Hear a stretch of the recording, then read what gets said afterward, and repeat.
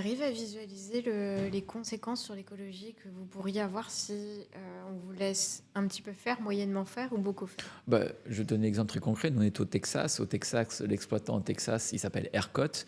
Il faut savoir que le Texas a une particularité, c'est que le Texas, en fait, n'est pas...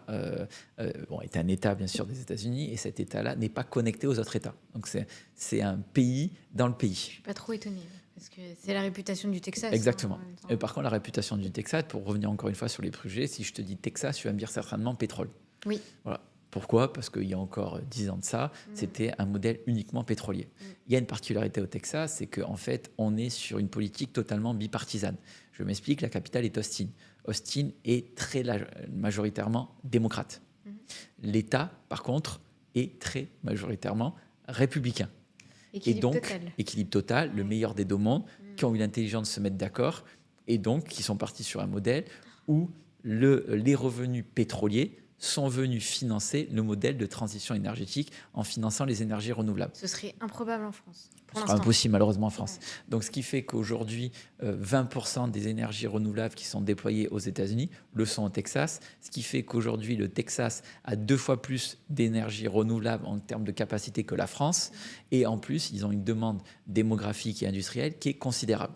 Donc ça va à pleine balle. Pour donner un ordre d'idée, c'est qu'aujourd'hui, ce qu'on appelle le mix énergétique, c'est 52% les énergies carbonées, donc pétrole, charbon et autres, et 48% les énergies décarbonées. Sachant qu'il y a encore 10 ans, on était quasiment, je schématise et j'exagère grandement, mais on était quasiment à 100 pour 0. Et le modèle est en train de basculer de l'autre côté. Donc c'est complètement sidérant. C'est bien. Et pourquoi? Parce que, encore une fois, il y a cette volonté politique d'aller de l'avant. Et c'est là où les acteurs du mine de Bitcoin font beaucoup de sens, parce qu'ils récupèrent l'extra capacité, parce qu'à un moment donné, on se retrouve au Texas avec ce qu'on appelle des prix négatifs. On te paye pour prendre l'électricité. Je vais me dire, mais c'est totalement fou. Incroyable. C'est très simple, en fait. Oui, plutôt que de, Voilà, les de énergies polluer renouvelables, ou de- à un moment donné, elles sont subventionnées aussi. Donc, on se retrouve avec un coût où, en fait, toi, on t'a donné 200 pour produire. D'accord? Si je te dis, écoute, Marie, donne-moi 100 et je te prends ton électricité. Toi, tu vas pas le voir comme je perds 100. Tu vas le voir comme je gagne 100. Bah oui. Donc, toi, tu gagnes 100, mais tu vas me payer 100 pour la prendre. Donc, il y a des moments où on te paye pour récupérer l'énergie. Et après, ça va bien plus loin, c'est qu'il y a eu une grosse crise hivernale en 2021, où il y a eu beaucoup de morts au Texas, et il y a eu pour plus de 200 milliards de dollars de dégâts. Parce que l'été, c'est hyper chaud. Très c'est chaud, ça, l'hiver, et ça peut être très froid. Il y a des froid. chocs thermiques très importants. Et qu'est-ce qui s'est passé? La seule industrie qui a pu couper, parce qu'en fait, qu'est-ce qui se passe? Quand tu as une demande énergétique, tu as tout le monde. Tu as les industriels, tu as la population et autres.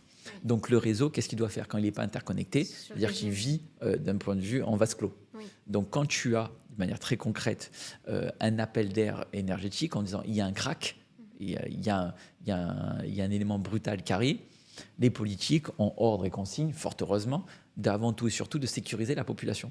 Donc ça veut dire que toute l'énergie disponible doit aller sur la population. Mais donc ça veut dire pour faire ça, il faut couper des gens. Parce que sinon, c'est un ensemble. Donc, tu ne peux pas couper des industries, comme, je sais pas, je veux dire, l'industrie de l'aluminium ou de l'acier, ou des infrastructures techniques comme les hôpitaux et autres. Sinon, c'est des ravages. Déjà, parfois, c'est pas possible. Il y a eu un film qui a été fait comme ça, mais c'était sur Internet, mais c'est la même chose. Ah, c'est possible. Ils ont fait une simulation, si jamais Internet devait être coupé à un moment donné. Ah bah, tu vois, au départ, tu te dis, ouais, c'est super cool, mais au fait, au final, tu t'aperçois que plus rien ne marche. C'est pour ça que nous, dans le mining du Bitcoin, on a besoin d'Internet et on fonctionne aussi avec des backups avec Starlink, qui sont l'Internet par satellite. Et donc là, on te dit, il faut couper. Et c'est là où le mining de Bitcoin est extraordinaire, parce que le mining de Bitcoin, en moins de 15 minutes, tu peux couper. Donc, il y a des programmes, ce qu'on appelle, qui sont mis en place par ERCOT, on appelle les programmes de demande-réponse, c'est-à-dire que ERCOT, qui est le fournisseur d'énergie, te paye. Tu fais pas plus. Te paye, c'est ça qui est réguler, complètement dealant, te paye, ça peut aller jusqu'à 250 000 $ par mégawatt, pour calculer, pour être ric-rac. Pour qu'ils aient l'autorisation que s'ils ont besoin, ils te coupent. D'accord, ok. Donc, c'est-à-dire que tu prends 250 000 $ jusqu'à 250 000 $ par mégawatt pour que ERCOT te dise. moins cher de te payer ça plutôt que de te laisser tourner. Quand il y a de l'autre côté des vies humaines en jeu, où là, la vie humaine n'a pas de prix, et que tu as plus de 250 milliards, c'est tellement gros les chiffres, 250 milliards potentiels de dégâts, en fait, ils préfèrent avoir une batterie de sécurité à te couper pour qu'ils puissent distribuer l'énergie ailleurs. Donc ça non fait une seulement solution supplémentaire. En plus. exactement, c'est une solution de sécurité qui favorise en fait le système et c'est le modèle qui permet de financer et d'acheter de l'énergie décarbonée en extra capacité. Donc un modèle qui finance la transition énergétique. Minimum dans tout. Donc, comme tu dis, les hôpitaux. D'ailleurs, il y a eu un énorme cas qui s'est posé il y a quelques mois au Texas avec ERCOT. C'est que Warren Buffett, avec le fonds Berkshire Hathaway, ce fameux énorme fonds d'investissement, qui voulait mettre des usines, des centrales à gaz au Texas. Oula. Ces centrales à gaz coûtaient 17 milliards de dollars. Ouais. Et en disant, ces centrales à gaz, à un moment donné, pourront couper s'il y a un problème, ils pourront réguler. Et ERCOT, avec un lobbying monstrueux de Berkshire Hathaway, de fait, c'est Warren Buffett qui est derrière, a dit non, on préfère utiliser la béquille du mining. J'adore. Et c'est là où on se rend compte que les centrales à gaz, non seulement auraient pollué, et en plus, en finançant ERCOT, en acceptant de payer 17 milliards, ça aurait concrètement augmenté le coût de l'électricité pour la population civile. C'est pas ce qui se passe ici, là, un peu. Alors ici, on pourrait revenir, mais c'est encore un autre élément. Ouais, c'est un Mais autre c'est là où on se rend compte que le choix évident à la base, ça aurait été de dire je vais dans le choix de Berkshire Hathaway, je finance des centrales Oui, c'est la à gaz, facilité immédiate. je pèse 17 milliards, donc ça veut dire qu'en payant 17 milliards, je le répercute sur la personne physique, donc sur sa facture, l'électricité monte et les centrales à gaz Au polluent. début, tu te dis je m'en fous. Donc les c'est gens qui perdant-perdant. paient, mais Au final, tu résous un problème où tu peux couper à mais n'importe tu quel crées moment, un autre. mais tu en crées deux en fait. Tu augmentes le prix de l'électricité et tu pollues. Tout ça pour résoudre un problème qui est je peux être coupé. Alors que dans le mining de Bitcoin, au final, tu finances la transition énergétique, tu peux être coupé au même moment et tu n'as aucun impact sur le prix énergétique. Au contraire, tu as plutôt tendance à le baisser puisque tu crées un supplément de revenus en extra capacité récurrent pour les opérateurs d'énergie renouvelable. Donc voilà, c'est des grands enjeux qui sont assez passionnants. Et nous, le but avec Data Factory, c'est de se positionner là-dessus, mais sur l'ensemble de la chaîne de valeur. C'est-à-dire qu'on est propriétaire à la fois du terrain, de l'actif industriel. Pourquoi on y est propriétaire? Tout simplement parce qu'il y a la création de valeur. C'est ce qui nous revient au final, prix coûtant 300 000 dollars, vaut 600 000 et potentiellement aujourd'hui, par une valeur asymétrique, $1 million. Premier élément. Et que derrière, on peut optimiser notre business avec un business qui, dès qu'on est branché, est simple, parce qu'on revend un produit qui s'appelle de l'énergie, et qui est de l'énergie décarbonée, donc une énergie qui est vertueuse pour l'environnement. Et surtout, c'est que ce modèle-là, il y a une énorme demande, donc on n'a pas un problème en se disant est-ce qu'on va retrouver notre demande, est-ce qu'on en risque? Non, le trend, il est extrêmement positif, et il est à fort rendement. Donc c'est parfait. Donc les planètes sont alignées, donc grâce à ça, à partir du moment où tu as le proof of concept, que tu peux montrer que ça fonctionne et que tu l'as fait pour toi-même avec les erreurs et les bons côtés aussi, parce qu'il y a eu des bons côtés quand même, au bout d'un an, tout fonctionnait parfaitement, tu peux lever très fort. Et là, on a levé 25 millions et on est déjà en train de travailler sur une nouvelle levée de fonds de 60 millions.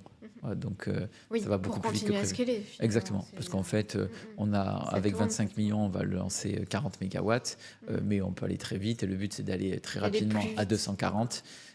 Et donc, pour faire 240 mégawatts, il nous faut 60 millions. Et pourquoi 240 mégawatts? Parce que de par la valorisation aujourd'hui des acteurs qui sont cotés, avec 240 mégawatts en exploitation, tu vaux plus d'1 milliard. Donc, ce qui paraît totalement utopique en disant je veux faire une boîte qui va être valorisée à plus d'1 milliard, en fait, tu te rends compte que c'est plus du tout utopique que ça, Oui. parce que tu as un modèle sur En lequel... vrai, c'est pas valorisé parce que ça vaut encore plus. Qu'est-ce qu'ils C'est vont le te marché. donner? Après, le but, c'est de le Tu vois? coter. Donc, c'est Oui. le marché qui dit que ça vaut ça. Oui. Mais si je te dis, Marie, je veux faire une boîte à $1 million, tu vas me dire, ouais, t'es bien gentil, mais bon, ok. Ça veut dire quoi? D'accord, ça veut dire quoi? Qu'est-ce qu'il y a derrière? Par contre, si je te dis, ça fait 3 ans que je travaille sur un concept, ce concept-là, on l'a financé sur fonds propres, on a optimisé un modèle qui nous permet d'être scalé. Ce modèle-là, on l'a fait sur fonds propres pour 5 plus 5, quasiment 10 mégawatts. Que sur ces 10 mégawatts, on s'est rendu compte que le scaler, c'était très simple parce que c'est financer des fermes de calcul, il n'y a rien de très complexe industriellement et c'est très facile à décliner une fois qu'on est partenaire et autres. Je suis Donc, investisseur banco. Hein. en tout cas, c'est même pas pour essayer d'aller chercher des bancos, c'est juste encore une fois, Ouais. quelle est ma finalité? Ouais. C'est je veux aller sur le Nasdaq, je veux que ça vaut $1 million. Pourquoi? Parce que je veux créer énormément de valeur dans un système vertueux. Voilà. Et je veux profiter et favoriser une révolution technologique, énergétique.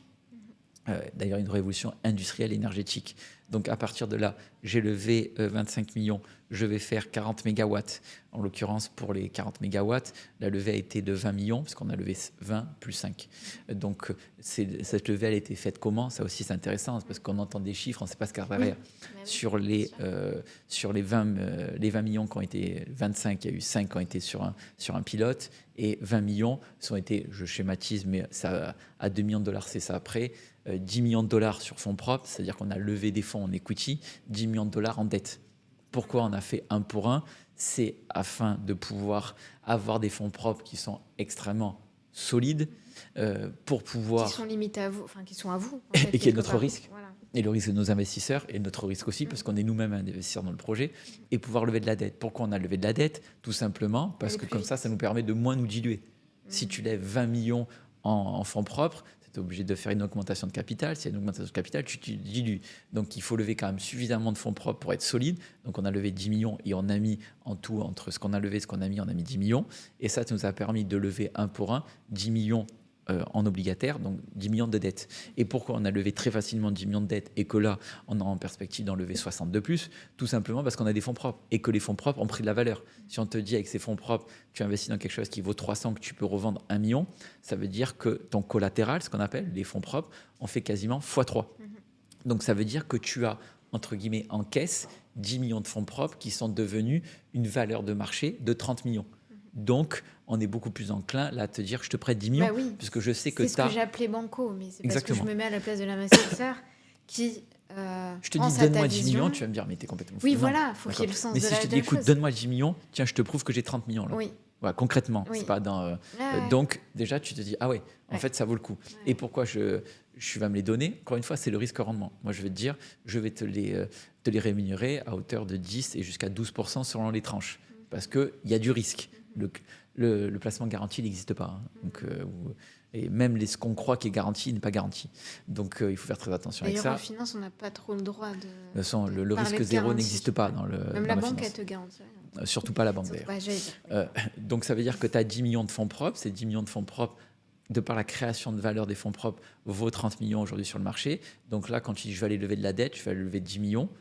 Là, de suite, ça fait beaucoup plus de sens. C'est beaucoup plus facile à lever. Donc, c'est comme ça qu'on a levé 5 plus 20. Et le 20, c'est 10 plus 10. Donc là, pareil, dans les levées de fonds, ça veut tout rien dire. Il faut savoir qu'est-ce qu'il y a derrière les levées de fonds. Tout ce que tu as présenté, parce que c'est à des stades différents aussi. Et tout en essayant de se diluer le moins possible, parce que plus tu dilues, plus tu perds le contrôle de ta boîte. Aujourd'hui, on est extrêmement majoritaire. On a encore plus de 85% du capital de notre boîte, ce qui est quand même énorme. Et sur Citier, on était encore, avant la levée des 3,5 millions, on détenait 100% avec mon associé et cofondateur. Et sur ces 3,5 millions, ça s'est fait sur des levées à des montants déjà importants où la dilution est très faible. Donc, c'est de lever suffisamment de fonds propres pour être solide, mais ne pas en lever trop pour se diluer et perdre le contrôle. Donc, c'est là où il y a les mécaniques financières, où on a levé des fonds propres et de la dette. Donc là, une fois que je te dis j'ai 40 mégawatts, 40 mégawatts, j'ai le potentiel de faire 40 mégawatts. Donc, on est en train d'acheter les terrains. D'ailleurs, les premiers travaux ont commencé depuis maintenant 3 semaines. Le deuxième terrain, on part aux États-Unis la semaine prochaine pour aller le loquer. Et après, on déroule. C'est de l'exécution. Donc, c'est bête et méchant. Il faut suivre des procès, c'est exécuter. Et concomitamment, en fait, on est en train de lever 60 millions sur la base du pilote initial qu'on a fait et qui fonctionne, et sur la base du fait qu'on a déjà levé 25. Oui, bien sûr. C'est toujours pareil. Donc l'effet boule de neige pour le Exactement, c'est le bon effet boule de neige. Et une fois qu'on a 60 millions, on a de quoi faire 240 mégawatts. C'est mathématique. Hein. Et c'est pour ça que vous pensez aux 60. Et une fois qu'on a fait 240 mégawatts, aujourd'hui sur le marché, ça vaut plus d'1 milliard. Voilà. Je viens de te montrer en fait en 5 minutes comment créer, il y a eu 3 ans de réflexion derrière, mais comment créer une boîte qui vaut 1 milliard potentiellement, 1 milliard de dollars d'une manière très concrète et pragmatique. Si je te dis, je vais faire une boîte qui a 1 million de dollars, tu vas me dire, mais c'est n'importe quoi. Oui, maintenant, une fois que je t'explique, je découpe les étapes, tu te rends compte que c'est possible. Et je n'ai pas dit que c'était simple, hein, mais c'est possible. Et maintenant, il ne reste plus qu'à régler tous les problèmes qu'il y aura tout au long du parcours.